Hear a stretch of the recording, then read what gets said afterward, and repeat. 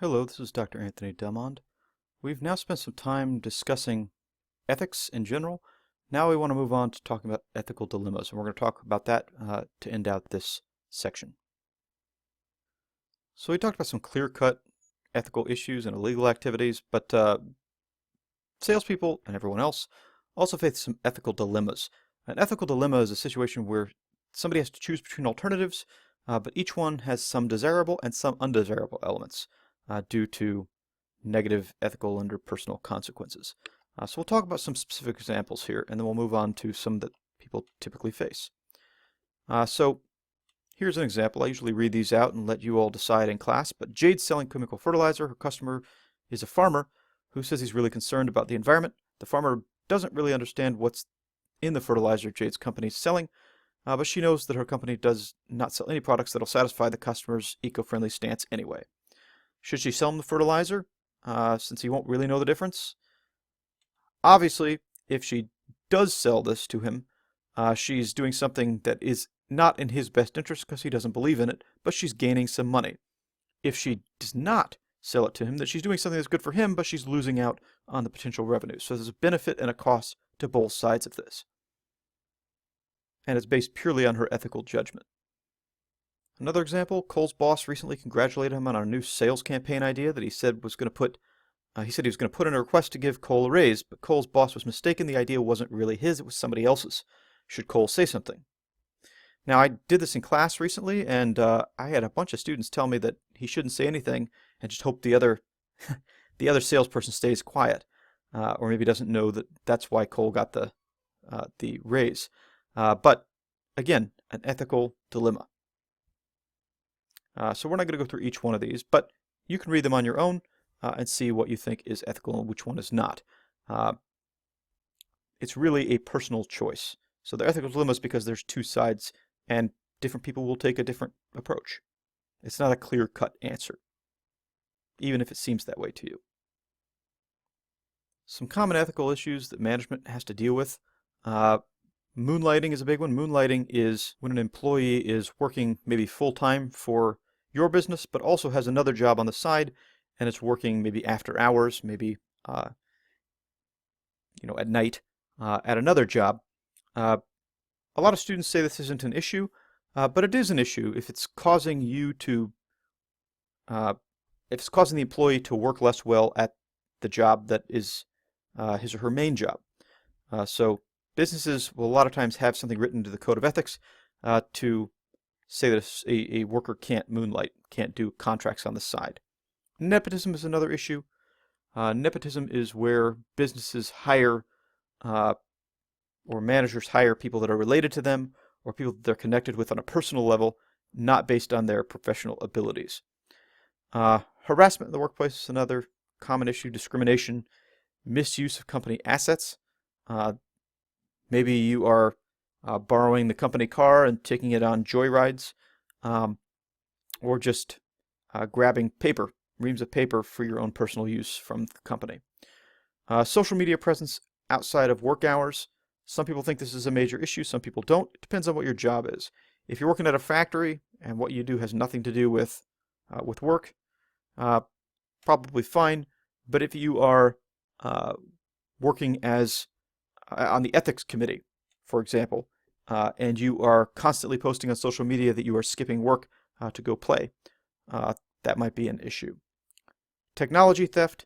This is not where you are stealing copy machines. This is where you are taking what you've learned and using it for your own benefit and not for the benefit of the company.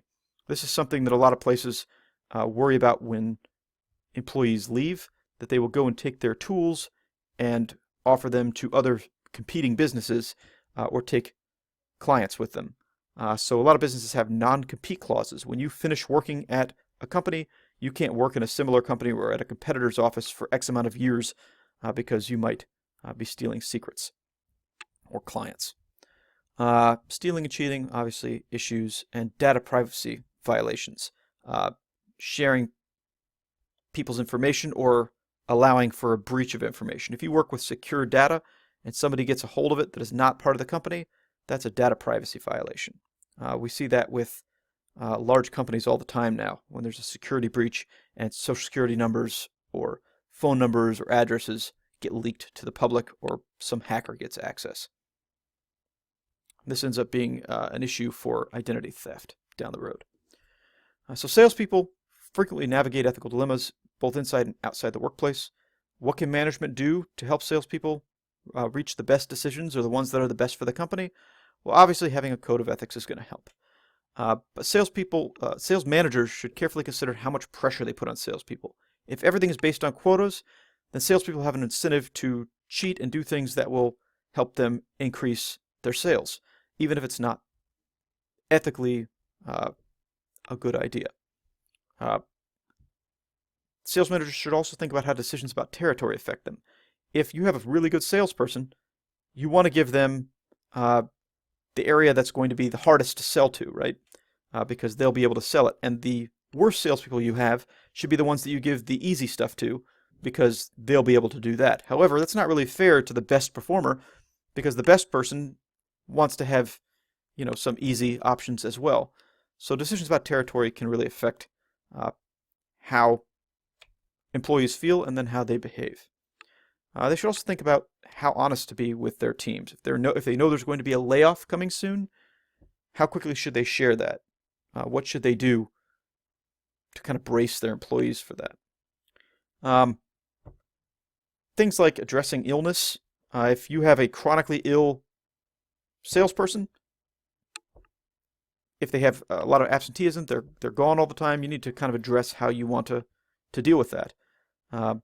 It's an ethical decision that managers have to make to determine how they should behave. Is this something where the person actually has a legitimate problem, or is it something where they're just shirking their responsibilities? And then obviously employee rights are really important, making sure that you are acting within employee rights. What are employees' rights? Well, we'll tackle that right here. These are things that are protected by law. Cooperative acceptance refers to the right of employees to be fairly treated, regardless of sex, race, national origin, physical disability, age, religion, or a number of other things while on the job. And these rights are protected under multiple acts that the government's put through. Title 7 of the Civil Rights Act of 1964, Age Discrimination and Employment Act. You can't discriminate against people for their age, whether they're younger, older, or anything. Rehabilitation Act. The Vietnam era Veterans Readjustment Assistance Act. If you'll notice, you get a job, you have a lot of questions on the application and then your paperwork afterwards that discuss your veteran status. And then other legislation and a lot of court decisions also affect what can and can't, what falls under and what does not fall under employees' rights, protected rights. So back to management's role. To make sure that it's working ethically and within the confines of the law, management needs to really consider its policies. It should know under what conditions it can fire sales personnel without committing a violation of the law. We talked about outlining in a policy based code of ethics. You can outline what specific things are constitute termination.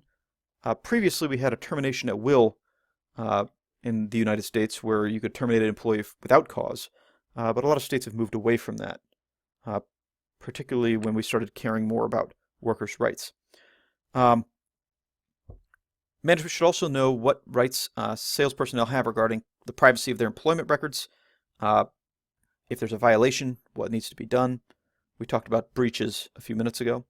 They should also know what organizations can do to prevent sexual harassment and racial harassment and other forms of bias in the workplace. All right, that's it. Make sure you are clear on all these terms. There's no chapter that goes with this, so make sure you're really prepared with all this material. If you have questions, just ask.